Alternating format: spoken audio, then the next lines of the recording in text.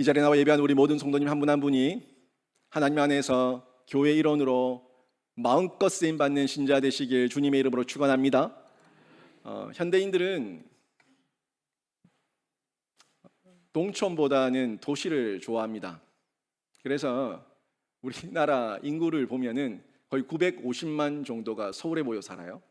그리고 그 수도권 경기도에 1200만 가까이, 그러니까 뭐 2100만이 넘는 인구가 경기도 거기에 밀집해서 살고 있다는 거예요.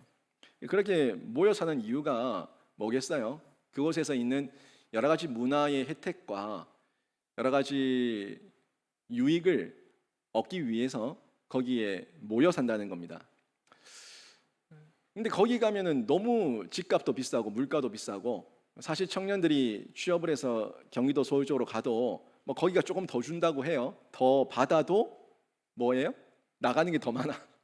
그러니까 여러 면에서 너무 힘든 거지. 또 부모님 없이 혼자서 생활하는 게 쉬운 일이 아니다 보니까 외롭고 또 쓸쓸함 가운데 또 여러 가지 미혹과 유혹에 쉽게 빠지기도 하고 해서 잘 되는 경우도 많지만 거기 가서 괜히 어려움을 당하고 유혹을 당해서 신앙을 잃고 또 나쁜 친구를 만나는 경우도 상당히 많이 있다는 거예요. 아무튼 우리 청년들도 그렇고 많은 사람들이 도시로 모여드는 이유는 그곳에서 여러 가지 혜택을 누리며 살기 위해서 모여드는데, 근데 제가 사역을 하면서 경기도에도 있어보고 서울에도 있어보고 또 대전에도 있어보고 대구에도 있어봤는데 저는 조금 촌스러운 게 좋아요. 그렇다고 여기가 촌스럽다는 얘기는 아니고 약간 도농이 섞여 있는 곳, 도시와 농촌이 좀 섞여 있는 이런 곳. 제가 연희동에 있어봤는데 숨 막혀 죽을 것 같았어요. 연희동에 있어봤는데 어떻게 때는 차 막히면은 진짜 한 코스를 가는데 1시간 있어야 되니까 너무 숨이 막히고 약속 잡는다는 것 자체가 무의미하게 느껴지고 물가는 얼마나 비싼지. 그러니까 그 도시 속에서 빈곤을 누리며 살 때가 있었어요. 별 마음에 기쁨이 없더라고요. 근데 대전에 있을 때 대전이 좀 여유롭거든요. 대전에 있을 때도 참 제가 좀 편안함이 있었고요. 대구에 있을 때도 그랬어요. 뭐 수성구 쪽도 좀 복잡하긴 한데 그래도 나아요. 그래도 낫고 이 북구 칠곡 쪽으로 오니까 더 나아요. 그래서 저는 조금은 여유 있게 사는 게 더 좋다. 그리고 저한테 불편함이 전혀 없어요. 가려고 하면 마음만 보면 얼마든지 접근할 수 있는 문화적 혜택이 다 있으니까 저한테는 굳이 복잡한 곳에 더 비싼 돈을 내고 살아야 될 그 필요성을 저는 전혀 못 느끼는 거죠. 뭐 사람들 대구에서는 뭐 대구의 강남이다, 수성구 얘기하는데, 아니 수성구에서 왜 그렇게 비싼 돈을 내고 그 집을 사고 이 전세 월세를 내며 사는지 저는 솔직히 개인적으로 이해가 안 돼요.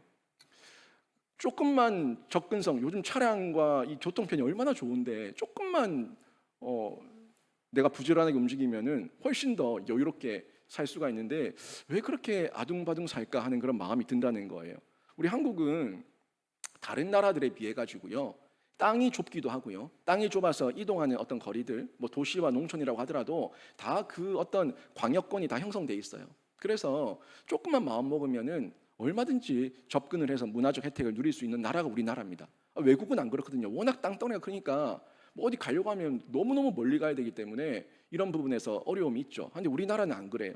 그리고 우리나라 같은 경우에는 국가 개발이 대체적으로 잘 돼 있어요. 우리나라처럼, 물론 우리나라도 빈부의 격차가 있지만 우리나라만큼 다른 나라들에 비해서 빈부의 격차가 있다고 하지만 이 문화적 혜택을 누리는 것은 일반인들도 서민들도, 아니 기초생활수급자들도 웬만한 문화를 다 누리며 삽니다. 완전 그 1%, 0.1% 누리는 그런 혜택은 아니더라도 보편적인 혜택을 다 누리며 사는 나라가 우리 대한민국이에요. 이거는 외국에 나가 보면은 우리나라가 얼마나 이런 부분에서 평등과 또 여러 가지 균형이라는 부분이, 복지가 잘 돼 있는가 하는 부분을 깨닫고 느낄 수가 있는 영역이에요.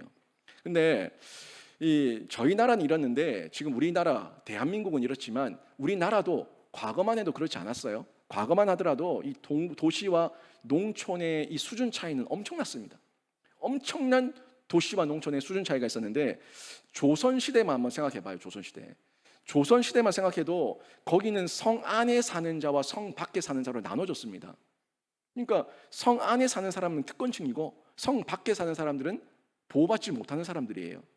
그 성 안에 사는 자와 성 밖에 사는 자의 어떤 혜택, 지위, 계급 이런 걸 우리가 조금만 역사 문헌을 살펴봐도 얼마나 큰 차이가 있었는가, 엄청난 차이가 있었는가 하는 부분을 쉽게 확인해 볼 수가 있습니다. 굳이 외국도 말할 것도 없고요. 우리나라만 봐도 이 성안, 성박 이게 얼마나 큰 차이가 있었는가 알 수가 있다는 거예요. 근데 이거는 철저하게 인본적이고요. 철저하게 세속적이에요. 성 안에 있는 사람들만 귀한 사람들이고 성 밖에 있는 사람들은 천한 사람이다. 이건 세상의 기준이라는 거예요. 세상의 논리라는 겁니다. 그럼 하나님께서는 성경에서 성 안에 있는 자들이나 성 밖에 있는 자들이나 어떻게 대하셨는가, 또 어떻게 바라보고 있는가 하는 부분을 오늘 본문을 통해서 저희가 쉽게 볼 수가 있는 부분이에요. 또 하나님께서 이 역사를 통해 가지고 나타내고 있는 여러 가지 내용들이 있는데, 하나님의 역사는 그런 어떤 성 안에 있다고 조금 더 대우해 주시고 성 밖에 있다고 더 박해하시고 그러지 않았어요. 성 안에 있든 성 밖에 있든 역사를 보면, 하나님의 역사를 보면 하나님의 말씀대로 살지 않았을 때에는 그 성도 불탔고 성도 무너뜨렸고 성도 완전히 폐허가 되게끔 하셨다는 거예요. 성 안에 있는 사람들이 다 포로로 끌려갔어요. 하나님은 성 안에 있는 사람들은 내가 구원하고 성 밖에 있는 사람들은 내가 구원하지 않는다, 이런 개념이 아니라 하나님은 마음의 중심, 그리고 하나님 말씀 앞에 어떤 반응으로 순종하며 사는가, 이 부분으로 판단하시고 평가하시고 심판하시지 성 안에 사냐 성 밖에 사냐 이걸 가지고 그 사람들을 다루지 않는다는 겁니다. 하나님의 뜻대로 살지 못하면은 나라도 망하고 예루살렘 성도 불탔던 역사를 저희는 성경을 통해서 볼 수 있다는 거예요. 회개하지 않고 사명 감당하지 못할 때 하나님께서 행하시는 징계와 심판이 성 안이든 성 밖이든 선민 이스라엘이든 이방 민족이든 다 상관없이 하나님의 심판과 징계는 임했다는 걸 저희가 성경을 통해서 볼 수 있다는 겁니다. 오늘 본문도 이 영역을 얘기하고 있어요. 하나님의 구원 계획이, 하나님의 교회 세움이 성 안에 있는 사람에게 주어지느냐 아니면 성 밖 장막에 있는 사람에게 주어지느냐, 이 내용을 통해서 저희들에게 교회 일원으로서 어떤 태도와 자세를 가지고 살아야 될지에 대해서 교훈해 주고 있습니다. 우리가 지금 스가랴서 12장 말씀을 쭉 보고 있는데, 특별히 스가랴서 12장 말씀은 하나님께서 새롭게 세우실 새 예루살렘, 새 이스라엘 교회죠. 이 교회에 주어진 복과 이 교회에 주어진 사명에 대해서 저희가 보고 있어요. 지난번에도 저희가 하나님께서 우리를 횃불 삼으시고 화로 삼으셨는데, 불을 던지라고, 성령의 불을 던지라고 우리에게 그 횃불과 화로로 삼으셨는데, 이 불은 심판의 불이 아니었고 하나님의 은혜를 받고 성령을 받아서 그 놀라운 부흥의 불을 일으키는 성령의 불을 던지는 교회로 부르셨다는 걸 저희가 들었어요.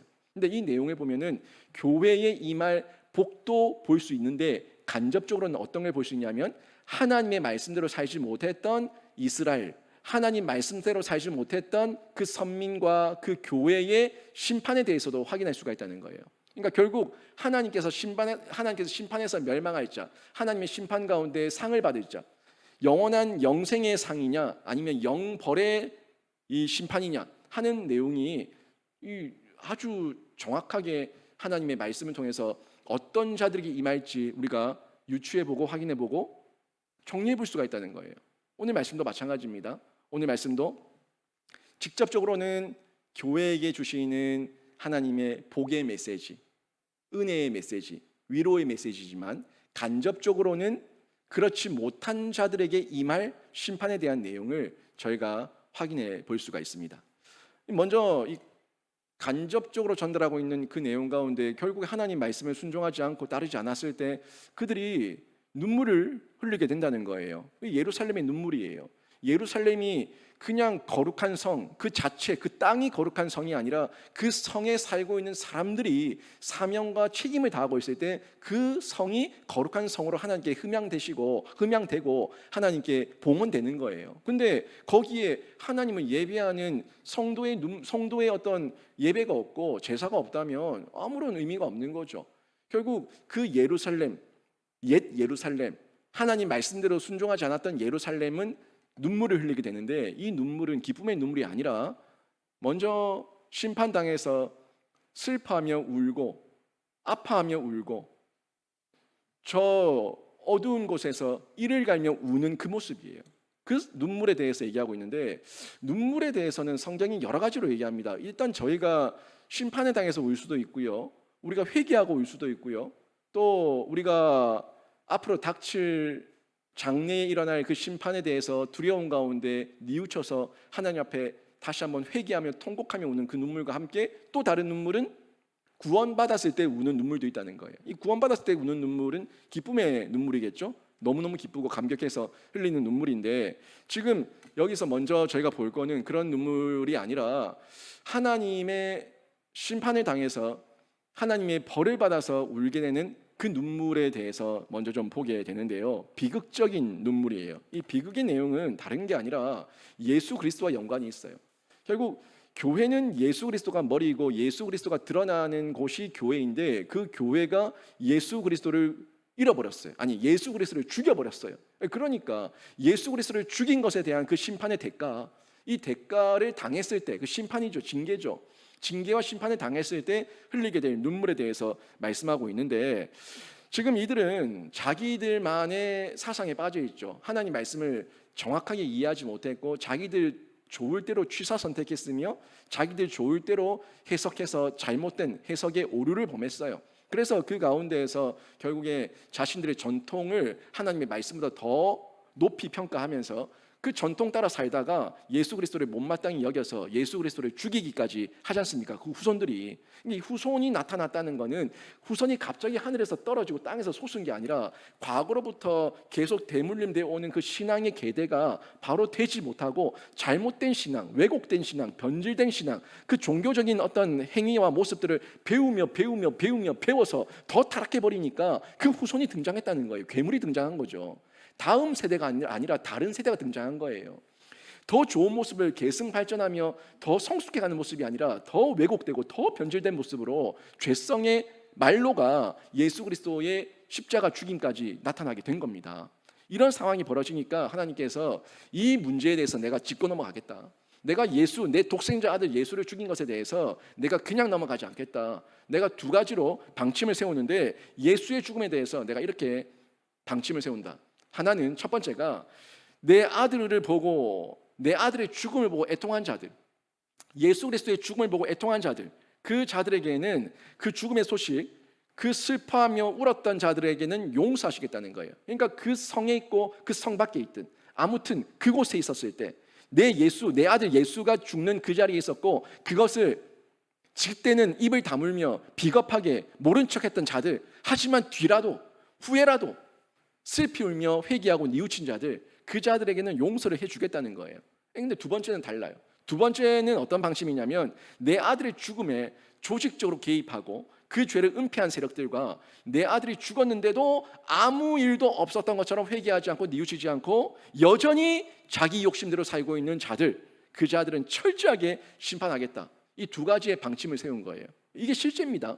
이게 결국에는 천국이냐 지옥이냐 영생이냐 영벌이냐 이게 나눠지는데, 우리 중에 이 죄를 안 범한 자들이 없다는 거예요. 모두가 예수의 죽음에 대해서 우리의 죄와 우리의 원죄와 우리의 본죄, 우리의 자범죄, 이 모든 죄들을 들여다봤을 때 우리는 이 모든 죄에 가담한 자들인데, 결국에 회개하고 돌아온 자가 있냐 아니면 회개하고 돌아오지 않았느냐, 이 모습으로 하나님께서 최종적인 심판을 하시겠다는 방침을 세우신다는 거예요. 그러니까 이게 우리 교회에게 준 비밀이죠. 이걸 우리는 깨달아서 우리는 슬피 울며 용서를 구한 자가 되었고, 그 은혜를 입어서 이 기쁜 소식을 다른 사람들에게 전하는 자의 모습으로 살아가고 있는 게 이게 교회의 모습이라는 거죠.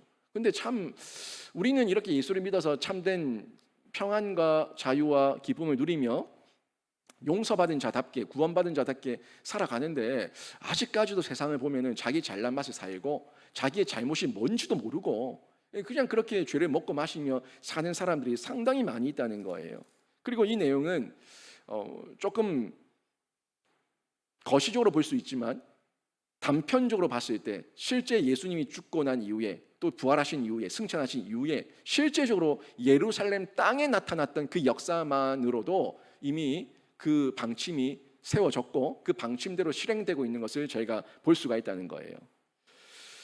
진짜 예수님께서 승천하신 후에 주후 70년경에 로마와 전쟁이 벌어지게 되죠. 그래서 로마의 전쟁을 통해 가지고 이 예루살렘이 완전히 다 불타버리게 되는데 문헌에 의하면 그때 당시에 예루살렘 성 안에 살았던 사람들이 250만 명.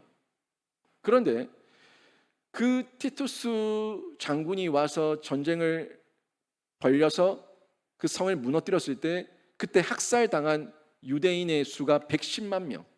그러니까 250만 명 중에서 110만 명이 도륙당했어요. 그리고 마지막 항전을 하겠다고 끝까지 남아서 마사다 전투, 마사다 요새까지 올라가서 960명이 끝까지 3년 동안 항복하지 않고 항전했죠.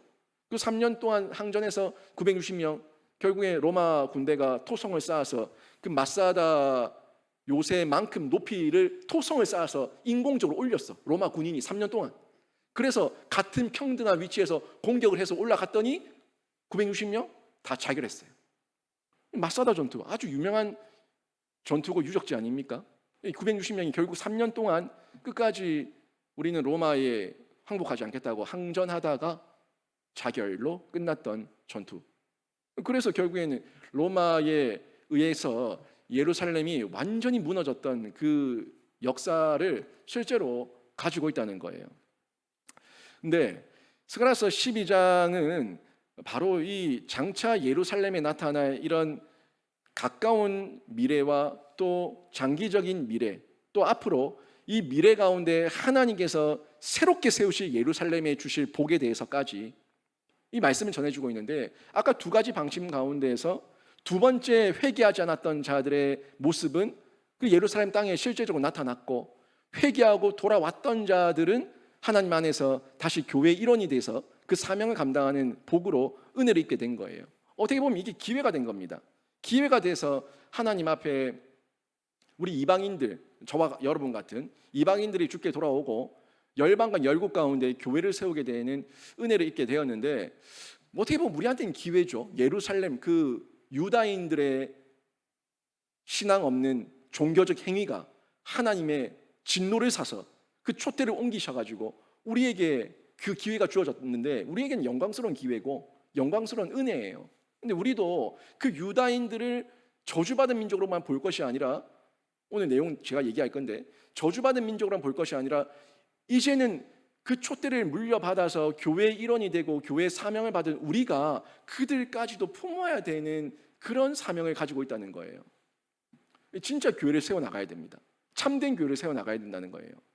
제가 몇 번을 걸쳐서 이 말씀을 쭉 제기하면서 말씀드렸지만, 유다 백성들은요, 예루살렘의 성전을 재건하기 위해서 바벨론으로 돌아왔을 때 기회가 주어졌는데도 불구하고 여전히 깨닫지를 못했어요. 자기들은 그냥 육체적인 이 성전 재건에 대한 사명만 받았다 생각하는 거예요. 정말 자기들이 지어야 될 교회가 뭔지에 대해서 본질적인 교회의 이미지와 그 사명, 그 통로로서, 복음을 흘려보내는 통로로서의 정체성이라는 걸 전혀 모르고 있다는 겁니다. 그러니까 그냥 자기들이 육체적으로 성전 짓다가 힘드니까 중단해 버린 거예요. 외적인 결과만 보면은 그들에게 아니 성전을 짓는다, 뭐 물론 외적인 성전을 짓는 것도 귀하고 아름다운 일일 수 있겠지만, 그들의 마음의 중심이 없어요. 아니 솔로몬도 외적인 성전을 짓긴 했지만 솔로몬은 마음의 중심이 있었어요. 마음의 중심으로, 진심으로, 충심으로 하나님의 그 집을 짓기 위한 그 마음으로 예배를 드릴 때에, 성전을 지으며 예배를 드릴 때에 하나님께서 그 예배를 흠양하셨지 않습니까? 근데 이 사람들은 외적으로는 그런 영광이죠. 성전을 짓는 거니까 그런 영광을 누렸지만 내적 상태는 전혀 그렇지 않았다는 겁니다. 내적 상태는 결국 그 과정에서 그대로 드러납니다. 그들이 정말 거룩하고 선한 의도를 가지고 하나님의 집을 짓겠다는 그런 거룩한 부담감을 가지고 지었다면은 그들이 아무리 어렵고 힘들어도 성전 재건하는데 중단하지 않았겠죠. 근데 그들에게 그 마음의 중심이 없으니까 조금만 어떤 어려움이 생기면은 그래, 이거 그만해야겠다, 이제 안 해야겠다, 이 그만하라는 사인인 같다, 아이고 힘들다, 이런저런 핑계로 어떻게든 성전 건축을 중단하고자 하는 마음이 앞서니까, 자기 마음이에요. 마음이 그런 상태니까 결국에 이 중단되었던 거죠. 중단된 이후에 학기와 스가랴가 다시 나와서 다시 성전 재건을 독려하는데, 그 어떤 겁니까? 이게 진짜는 껍데기 성전만 지을 것이 아니라 내면의 성전이 먼저 지어진 다음에 또 하나님 앞에 껍데기 이 외형의 성전을 짓는 가운데 마음의 중심이 쏟아져야 되는데 그런 마음이 전혀 없었다는 거예요. 여전히 귀한 목적에 대해서 깨닫지 못하고 하나님의 선민된 사명을 제대로 알지 못한 채 헛짓하고 있는 거예요. 헛걸음하고 있는 거예요. 그렇게 시간이 흘러서 깨닫지 못했으니까, 깨닫지 못한 상태에서 착취당하는 느낌으로 공권력에 의해 가지고, 어떤 부담감에 의해 가지고, 책임감에 의해 가지고, 의무감에 의해 가지고 마지못해 끌려가는 심정으로 그렇게 성전을 지었는데 그 성전에서 무슨 엄청난 영광과 하나님의 기쁨이 되겠냐는 거예요. 그 이후에 성경을 보게 되면요, 그 성전이 재건됐을 때도, 바빌론 포로 귀환 자들을 통해서 성전이 재건됐을 때도 늙은이들만 눈물을 쏟았어요. 과거의 솔로몬의 성전을 기억하는 사람들, 그 사람들만 눈물을 쏟았어요.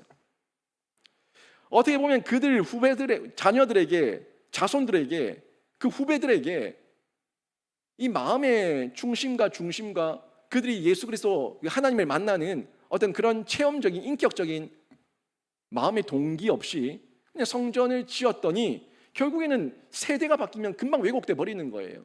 가나안 땅에 들어갔을 때 그 세대가 곧 변질되었던 것처럼, 다음 세대가 아니라 다른 세대가 등장했던 것처럼, 그렇게 금방 곧 변질돼서 사사시대 같은 모습이 또 나타날 수 있다는 거죠.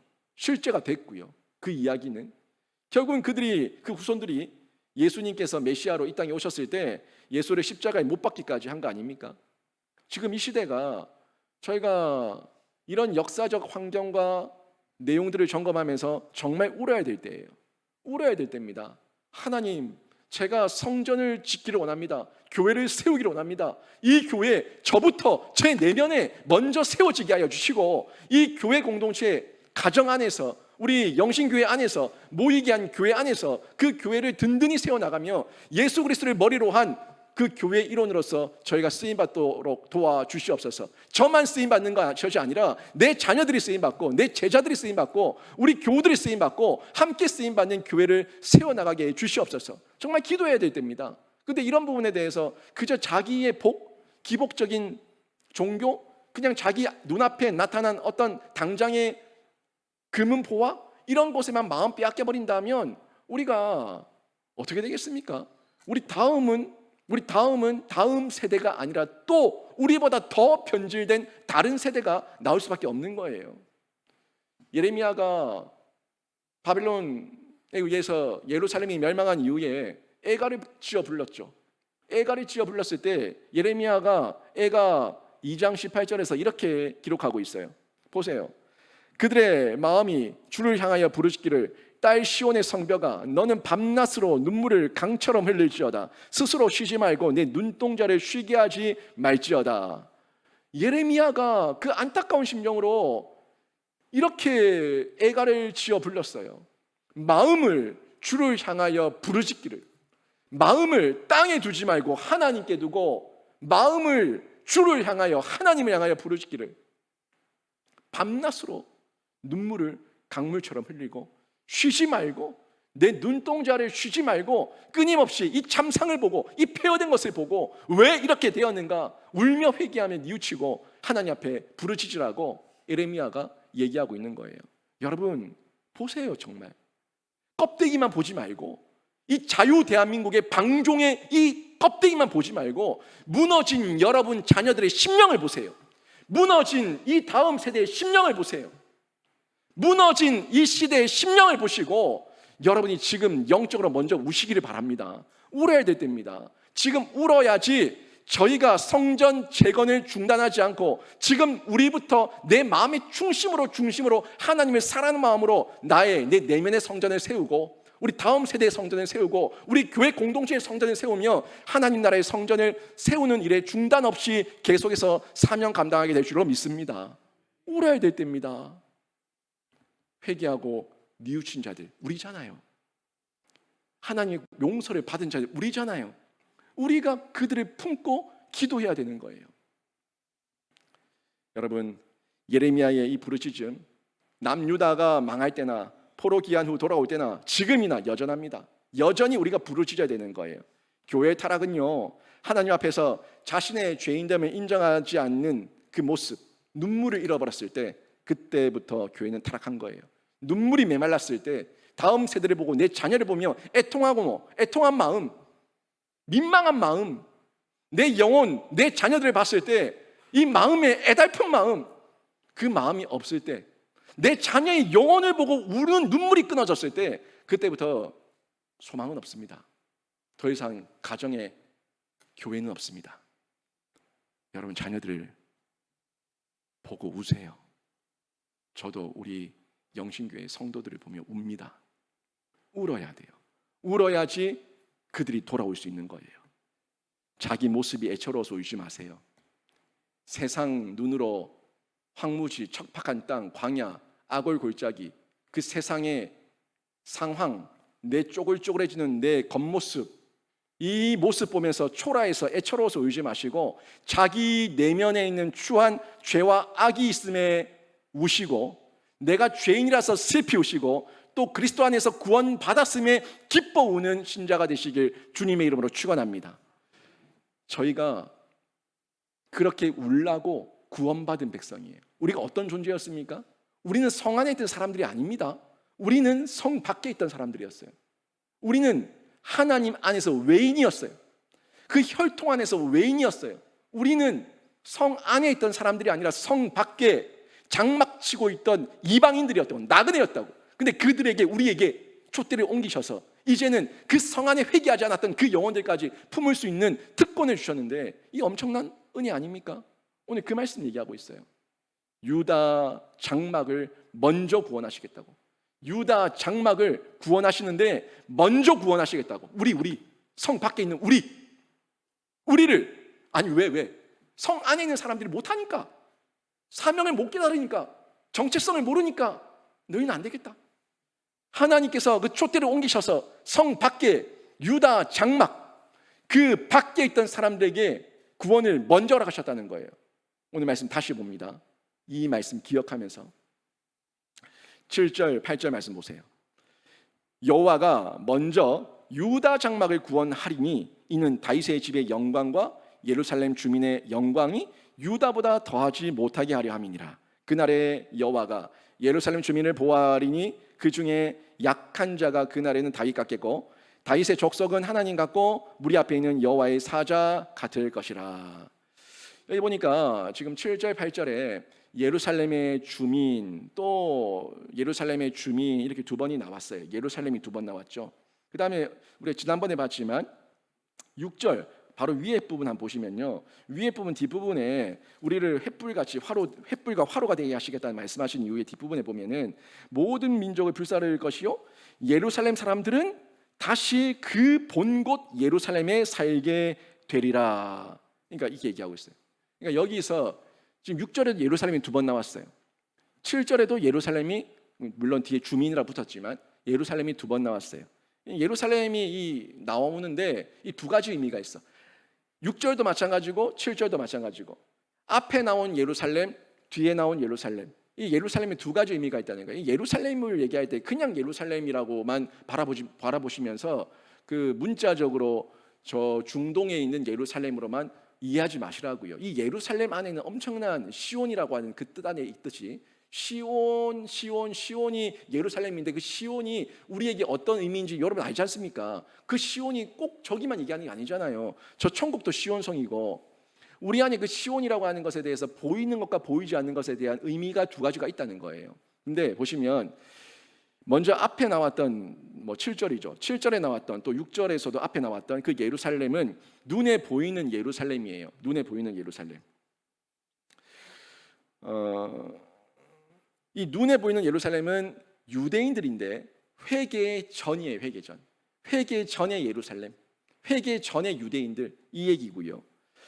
또 이 선지자가 하나님이 유다 장막을 먼저 구원하시는데 말씀을 이 눈에 보이는 예루살렘을 통해서 얘기하고 있는 거죠. 회개하기 전에 유대인들한테 내가 성 안에 있는 유대인들 회개하지 않은 예루살렘 너희들을 먼저 구원하는 게 아니라 누구를 먼저 구원한다고요? 너희들 말고 성 밖에 있는 유다의 장막은 성 안이 아니에요. 성 밖이에요. 성 밖에 있는 이 사람들을 먼저 구원할 거라고 얘기하고 있어요. 그다음 두 번째 이 예루살렘이 뭐냐면 믿는 자들로 이루어진 눈에 보이지 않는 예루살렘이에요. 그러니까 이 영적인 부분인데 이 눈에 보이지 않는 예루살렘은 그냥 자기들의 혈통, 특권층, 기득권들만 모여 있는 그 예루살렘 성 안에 있는 그 유대인들이 아니라 이방인 플러스 유대인. 그러니까 이방인이든 유대인이든 예수 그리스도를 나의 주로 인정한 자들, 교회의 일원이 된 자들, 그 예루살렘 얘기하고 있는 거예요. 무슨 말인지 이해되세요? 저희가 예루살렘이에요. 새 예루살렘이에요. 우리는 그 새 예루살렘 가운데 유대인이에요? 아니면 이방인이에요? 이방인이에요. 이방인인데 우리는 예루살렘이에요. 그러니까 이 8절에서 말씀하고 있는 예루살렘은 믿는 자들 혈통이 중요하지 않아. 성 안에 있었던 특권층, 기득권 그게 중요하지 않아. 하나님을 믿는 자들 그 예루살렘을 말씀하고 있는데 앞으로 세워질 신약 교회를 전달해주고 있는 내용입니다. 하나님께서는 이 신약 교회를 통해서 이 새 예루살렘에 복을 주어서 강하게 하시겠다는 약속을 전해주고 있는 거예요. 근데 이 7, 8절이 눈에 보이는 예루살렘과 눈에 보이지 않는 예루살렘이라는 것이 또 다른 것 같이 보이지만 궁극적으로는 같은 의미로 흘러가요. 궁극적으로 내용은 같은 의미로 흘러가는 거예요. 결국 하나님께서 이 예루살렘들을 얘기하신 이유는 그 예루살렘들을 유다 장막을 통해서 이방인을 통해서 신약 교회를 통해서 촛대를 옮기셨지만 그들의 새롭게 예수 믿었던 하나님의 교회 일원된 사람들을 통해서 그들까지 다시 포용하게 되는 그런 역으로 돌아오게 되는. 그러니까 유대인을 통해서 복음이 흘러가기로 했는데 이게 역으로 밖에서 다시 안으로 들어오게 되는 이런 구원의 역사 내용으로 결국 구원받는다는 내용으로 전달해 주고 있다는 거예요. 이렇게 교회로서 개인이 예루살렘의 일원이 되고 공동체가 각 개 교회들, 여러 교회들, 열방에 있는 교회들, 이 교회들이 하나님 안에서 이 사명을 감당하게 될 때에 하나님께서 복을 주신다는 거예요. 복을 주시는데 결코 약하지 않다. 계속 봤던 내용이죠.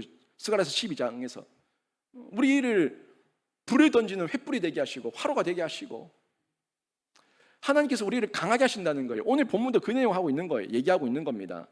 우리가 아무리 약한 자라고 하더라도 우리가 모여있는 이곳에서 교회 일원이 모였는데 우리들 안에서 아무리 약한 자라고 하더라도 아무리 은사가 없고 아무리 재능이 없고 아무리 하찮은 지체라고 하더라도 그 자가 골리앗을 이긴 다윗처럼 강해질 것이라고 말씀하고 있어요. 지금 그게 우리 교회 일원들에게 교회 안에 주시는 하나님의 약속입니다. 언약이에요. 그리고 하나님과 하나님의 사자처럼 강하게 하시겠다. 이 말씀이 지금 7절 8절에 지금 계속 나오고 있는 우리에게 주실 복의 약속이에요. 이 약속의 말씀을 저희가 잘 이해하려면요, 성경에 나왔던 여러 가지 문자적 내용을 그냥 문자적으로만 이해하지 마시고 그 문맥상에서 또 전체적 통전적 이해 속에서 성경이 뭘 전달하고 있는 메시지인가, 그 뜻이 뭔가, 의미가 뭔가를 잘 이해하셔야 되는데 제가 몇 가지만 좀 찝어드릴게요. 유다 장막, 유다 그리고 유대인, 이 개념들을 좀 구분해서 정리를 좀 하셔야 됩니다. 성경에 오늘 유다 장막이 나왔고 유다, 유대인 이런 개념들이 많이 나오니까 좀 정리가 좀 필요한데, 구약에 나오는 유다는요 대부분 남유다 왕국을 가리켜요. 그러니까 그들의 순수 신앙의 정통성이 그래도 남아 있었던 다윗의 혈통, 남유다 왕국. 이 남유다 왕국을 성경에서 유다라고 표현을 많이 하고 있어요. 그리고 신약에 나오는 유대인, 이 유대인은 자기 의가 강했던 예수님 당시에 이스라엘 사람들을 유대인이라고 얘기한다고요. 여기 물론 혼혈이 많이 됐죠. 혼혈이 많이 됐지만 모계 사회니까 아무튼 그들 가운데 그 전통 안으로 들어와서 자기들의 의, 전통과 규례를 따라서 그냥 자기들이 모여서 자기들이 집단을 이루고 있는 유대인, 이스라엘 사람들, 이 사람들을 얘기하고 있는 거예요. 그런데 지금 여기서 말하는 유다 장막은 남유다 왕국의 그 유다가 아니라 유다 왕국 밖에 있는 유다 장막을 얘기하고 있는 겁니다. 이 성박 사람들이라고, 성박. 이 유다 장막은 예루살렘 성 밖에 있는 사람들인데 다윗 집 밖에 있는 사람들을 의미하는 거죠. 혈통적으로도 다윗 혈통과 전혀 상관없는 기득권이 아닌, 특권층이 아닌 이런 사람들을 얘기하는 건데, 이 사람들이 전부 다 유대인이 아닌 건 아니에요. 유다 장막에 있는 사람들이, 유다 장막에 있는 유다 장막에 있는 사람들, 다윗 집 밖에 있는 사람들인데, 이 사람들이 모두 다 유대인이 아닌 건 아니에요. 이들 가운데도 유대인도 있어요. 유대인도 있는데 그들 중에는 기득권이 없다는 거예요.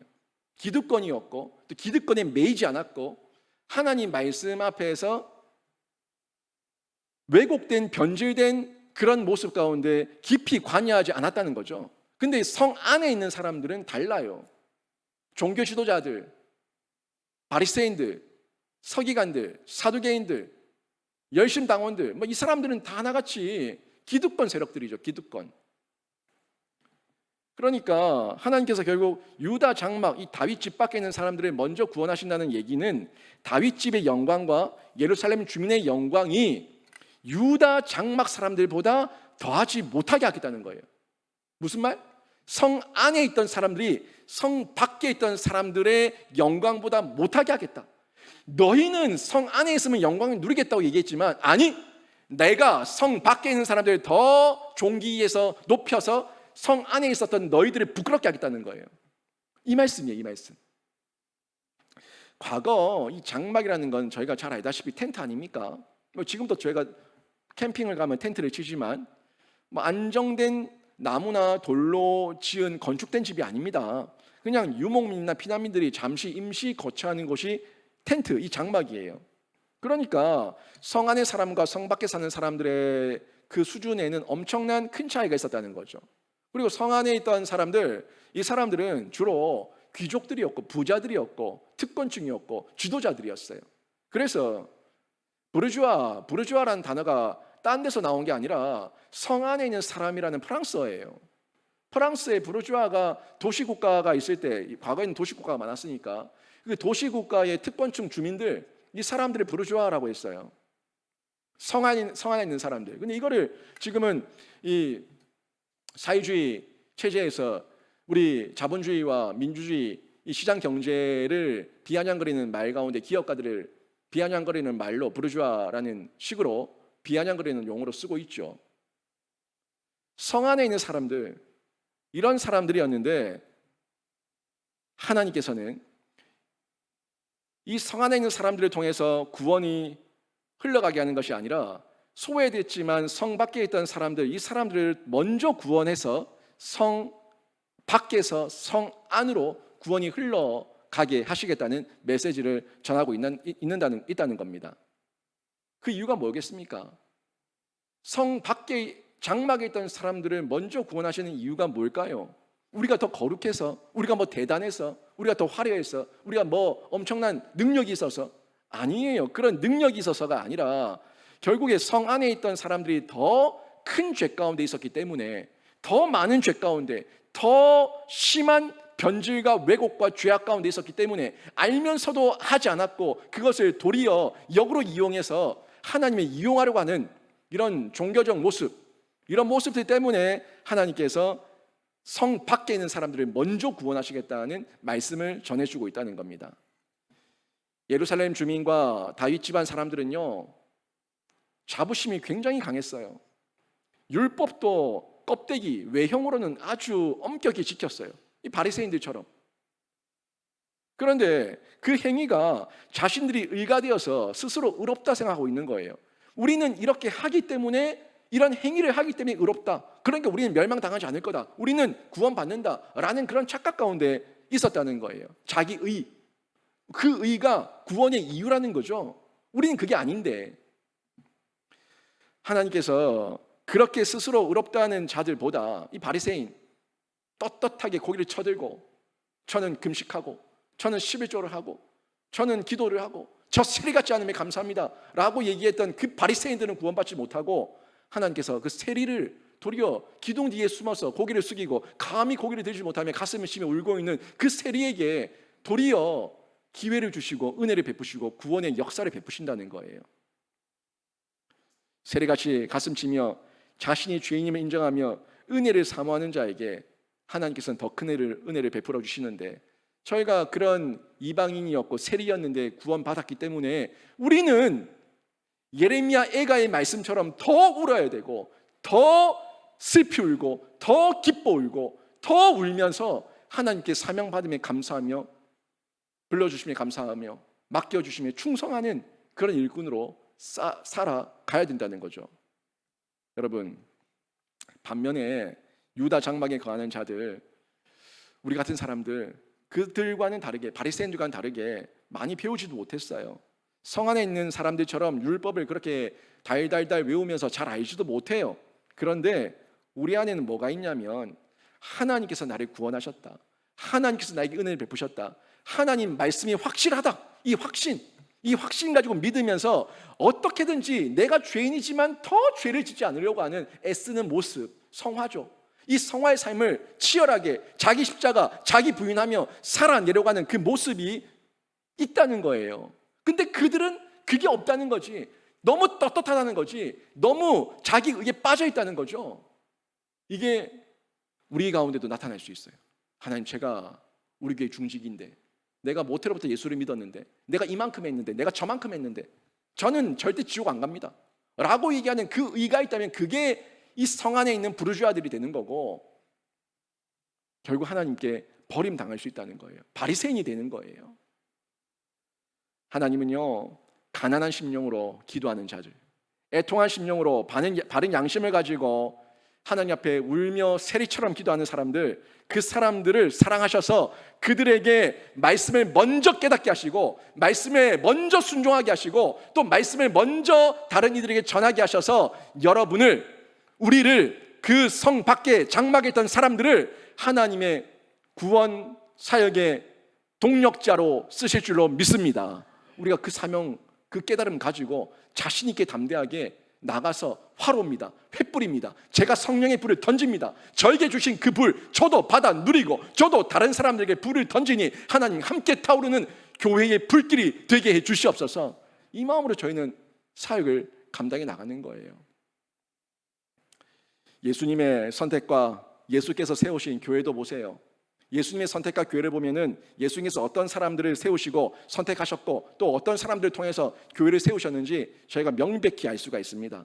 예수님은요, 예루살렘의 엘리트층을 중심으로 복음을 전하지 않았습니다.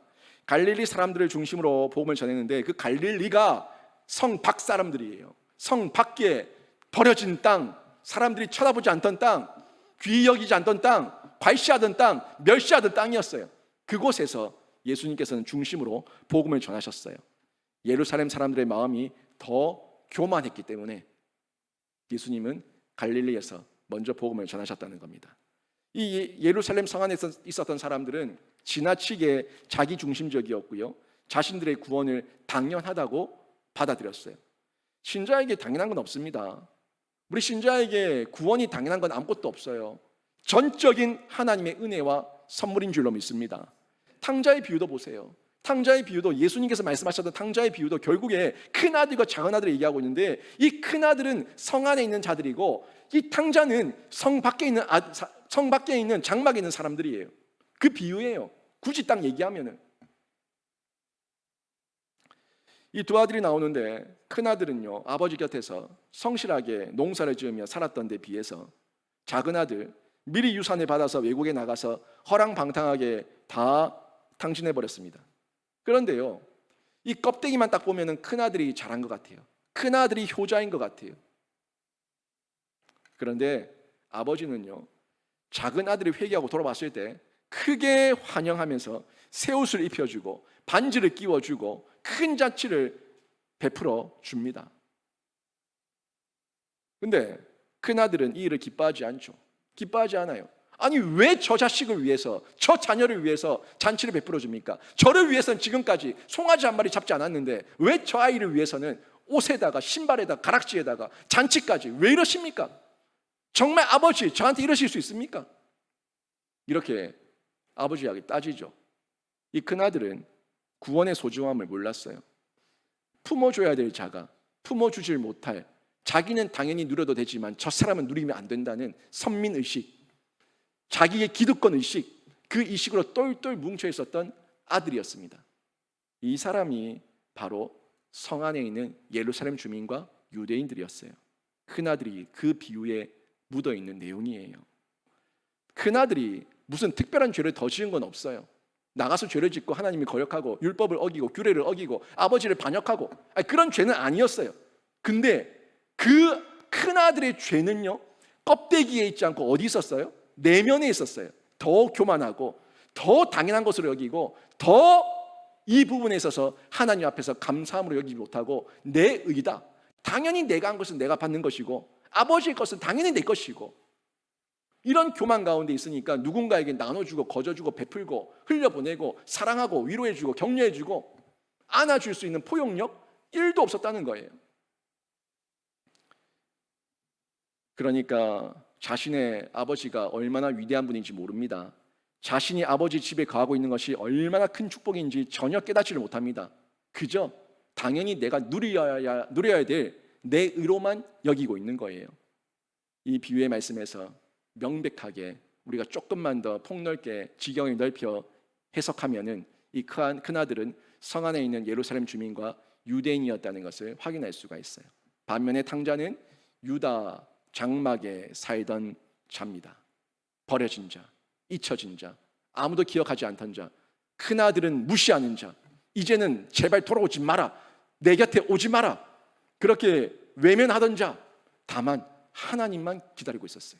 아버지만 그 아들을 기다리고 있었어요. 아버지는 그 큰아들이 그 작은 동생을 품어주기를 원했어요. 하지만 그 큰아들은 그 작은 아들을 기다리지 않았어요.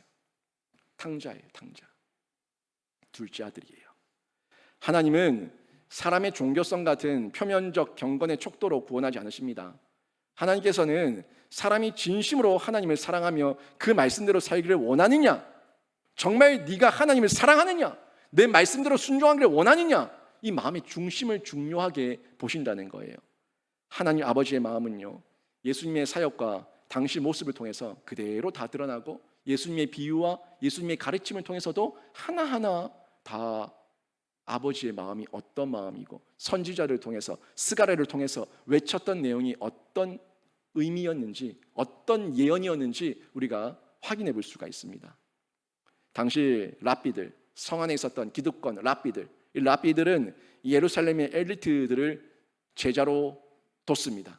그런데 예수님의 제자 12명의 제자, 12명의 제자 중 단 한 명, 가룟 유다를 제외하고 11명의 제자는 전부 다 갈릴리 사람들의 제자로 예수님은 세우셨어요. 그리고 한 명 성 안 사람이었던 가룟 유다는 예수님을 배반하고 예수님을 배신하고 스스로 자결해서 목숨을 끊었어요. 이처럼 하나님께서 사람의 외모가 아닌 중심을 보시는 것이 우리에게 얼마나 큰 은혜인지 모릅니다. 과거에 어떻게 살았든지 지금 어떤 형편에 있든지 간에 진심으로 하나님을 사랑하면 그 말씀을 지킬 마음만 있으면 하나님께서 구원해 주시고 우리를 새롭게 하시고 우리에게 은혜와 복을 풍성하게 베풀어 주시니까 지금 예수를 믿고 있는 저와 여러분이 최고로 복된 자인 줄로 믿습니다. 복된 자예요. 복을 받은 자예요. 누리시고 이제 이 복을 흘려보내는 통로로 쓰임받으면 되는 거예요. 확신 있게 믿으세요. 흔들리지 마시고 내가 복받은 사람인가? 세상의 기준으로 복을 보지 마시고 하나님의 말씀과 은혜 아래서 이 언약을 아멘으로 받으셔서 여러분이 가장 복된 사람이라는 확신을 가지시고 누리시길 주님의 이름으로 축원합니다. 그런데 예루살렘 사람들은요, 왜 하나님의 아들을 알아보지 못하고 십자가에 못 박아 죽였겠습니까? 그들은 결국에 말씀을 믿는 믿음이 없었기 때문이에요. 믿었다면 하나님의 아들을 알아봤을 겁니다. 그런데 그들은 말씀이 아니라 자신의 열심을 믿었기 때문에 겉으로는 하나님 백성으로 행세했지만 실제로는 하나님을 대적하는 결과를 낳고 말았어요. 무지한 백성들을 선동했고, 그 종교 지도자들이 자기들끼리 회의하고 자기들이 모략을 꾸며서 결국에 자기들은 성 안에서 기득권을 누리고 있었지만 하나님의 백성인 것처럼 거룩한 척, 성결한 척, 정결한 척, 척척하고 있었지만 그 내면은 악마였어요. 사탄이었어요. 악의 도구가 되어서 예수님을 대적하며 예수님을 십자가에 못 박았습니다.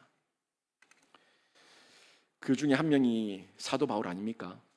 사도 바울도 그리스도 앞에서 꼬꾸라지기 전에는 하나님을 대적하던 사람이었어요.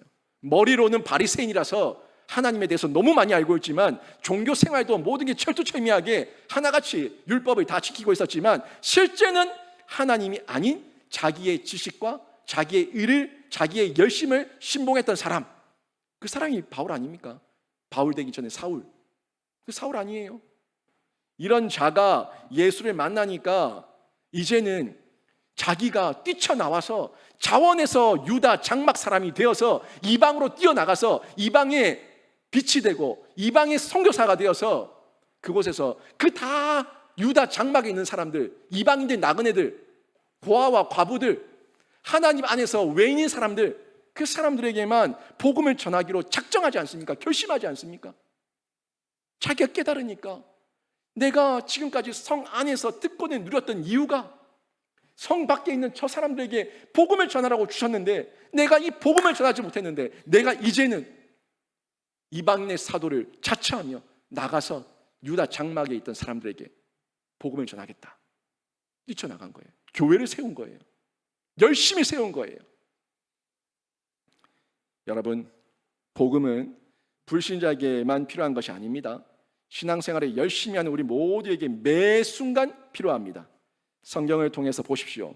구약은 이미 하나님께서 교만한 자들이 복음을 듣는 것이 아니라 유다 장막에 있는 자들이 복음을 들을 것을 알고 계셨고 이미 예언하셨고 그들에게 복을 선언해 주셨습니다. 실제 예수께서 제자 삼은 것도, 제자들이 복음을 전해 교회가 세워진 것도 다 유다 장막에 있던 자들을 통해서 먼저 세우셨다는 거예요. 가룟 유다를 제외한 11사도를 통해서 유다의 성 안에 그들이 들어와서 교회를 세웠어요. 그들이 또 흩어져서 교회를 세웠어요.